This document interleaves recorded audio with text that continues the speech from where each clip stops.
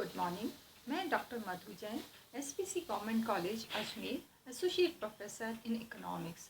आज हम MA final year economics के ऑप्शनल पेपर के सेकंड पेपर लेबर इकोनॉमिक्स के बारे में पढ़ेंगे। लेबर इकोनॉमिक्स में भारत में श्रम बाजार मेरा आज का विषय है। श्रम बाजार जो हम जानते हैं कि श्रम बाजार जहाँ श्रमिकों का श्रम बाजार की जो धारणा है उसके कई अर्थ निकाले जाते हैं। ये एक आर्थिक बाजार है जो मांग और पूर्ति की शक्तियों में संतुलन स्थापित करता है। सामान्य अर्थ में श्रम बाजार से अभिप्राय एक ऐसे बाजार से होता है जहां पर श्रम का क्रय और विक्रय किया जाता है। श्रम बाजार भी वस्तु बाजार की तरह ही होता है, क्योंकि वस्तु बाजार की भांति श्रम बाजार में मांग, पूर्ति और कीमत निर्धारण की समस्याओं का अध्ययन और विश्लेषण किया जाता है।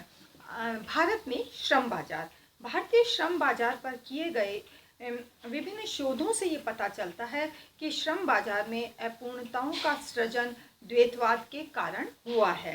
इन शोध कार्यों में ग्रामीण क्षेत्र, गैर कृषि क्षेत्र, निर्दिष्ट समूह जैसे स्वर्ण, पिछड़ी जातियां, अधिक कुशल श्रम शक्ति की समस्याओं और व्यवहारिक मजदूरी के पक्षों का अध्ययन किया गया था। कृषि क्षेत्र, पहला है कृषि क्षेत्र यानी एग्रीकल्चर सेक्टर। कृषि क्षेत्र में मजदूरी और रोजगार का निर्धारण मांग और पूर्ति की शक्तियों के द्वारा होता है।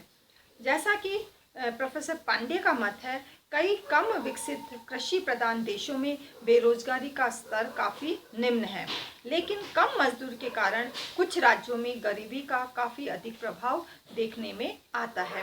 इस संदर्भ में प्रोफेसर पांडे ने केरल और पंजाब राज्यों का उदाहरण दिया है।